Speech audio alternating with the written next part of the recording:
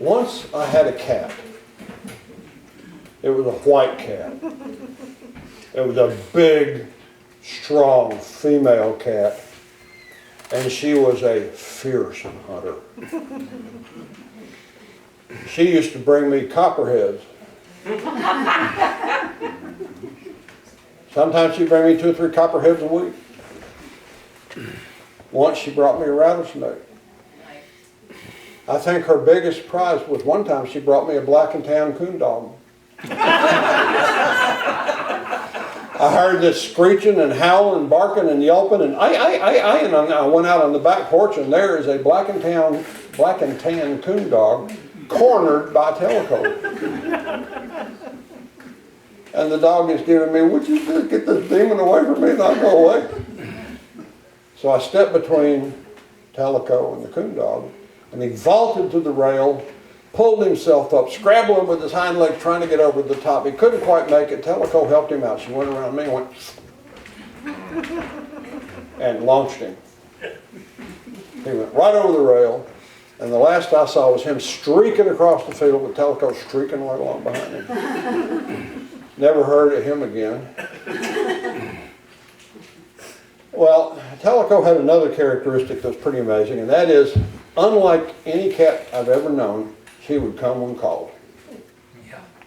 And so Teleco and I would go for walks in the woods, and she would range out and hunt and go poking around and ranging, but if I called Teleco, she'd come back.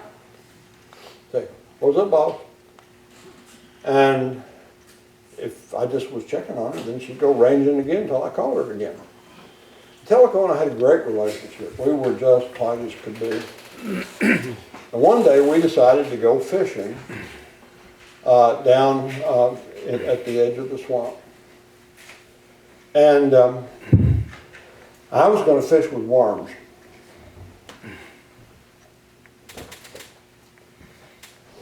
How many of you know what it is to grunt a worm? Nobody? Wow. 1, 2. Well, Linda, you don't count. Here's how you grunt worms. Other ways, but this is the best. You find a stob, which is a wooden stake about that long, about that big around, and you drive it halfway down into the mud.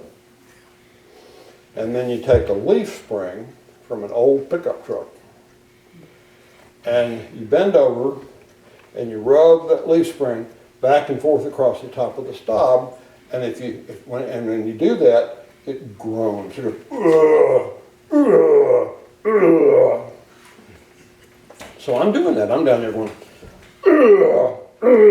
and when you do that, it makes the ground vibrate, and the worms just crawl out of the ground, give themselves up. So you just pick them up and put them in your pocket. Well, I had a pocket full of worms, and I was feeling pretty good about the day's progress. I'm down there going, and I bent over to pick up some worms, and I hear, directly behind me. And before I could turn around and see what it was, I heard, over to my right, and over to the left. There were 3 alligators coming at me out of the swamp.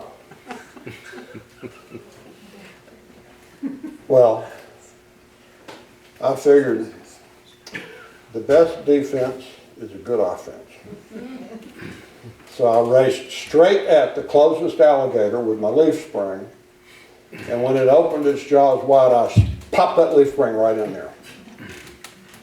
Just like they do in cartoons. And it worked. Alligators out there going, with a leaf spring there. Well, not good, that's one down. So I went to wiggle the stob out of the ground because I figured I'd use it the same way. And just as I bent over to pull that stob out, I hear spring,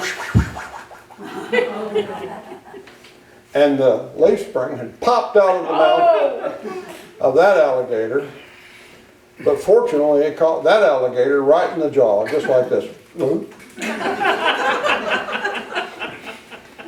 which meant that alligator couldn't close his mouth because the walk was good. So he was lockjawed. So I could see that things weren't going well, but now I still had 2 alligators to contend with, so I yelled, "Calico!" And then I wiggled some more on the stub, and at that moment, I heard,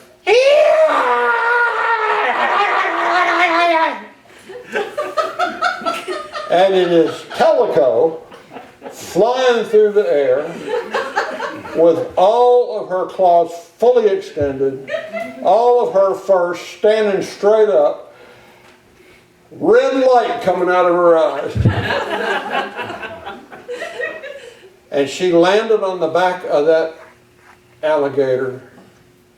And did you ever see Johnny Weissmuller as Tarzan wrestle a crocodile? Just like that. And they're rolling and flopping, and she's hanging on, and they're roaring up and galloping, and she's hanging on. And I was, all right, I got another alligator. So I took my stop and I ran at alligator number 3,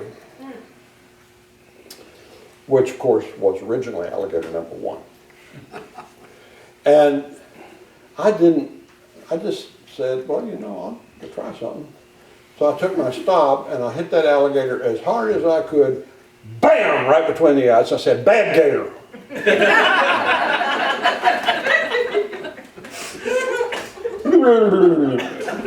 And on he came.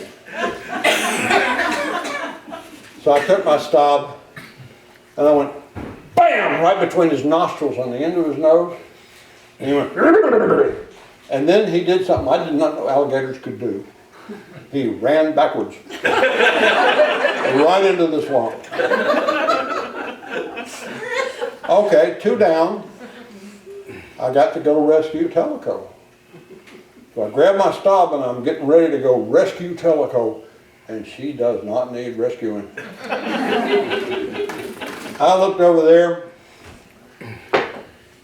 and Tellico has tamed that gator. She's dug in on his head just like this. And if she wants that gator to go forward, she just goes, whoop. The gator goes forward. If she wants that gator to go to the left, whoop. If she wants that gator to go to the right, she goes, whoop. If she wants the gator to stop, she goes, whoop. And if she wants it to back up, she goes, whoop. And she was parading that alligator around the clearing, just demonstrating his paces. She'd done such a good job, I let her keep him. And you know how cats don't like to get their feet wet. Well, always after that, when Tellico and I planned a trip out in the woods, especially a fishing trip, we'd check the topo and we'd look at the weather report. And if there was any chance that Tellico was going to get her feet wet, she'd take her gator.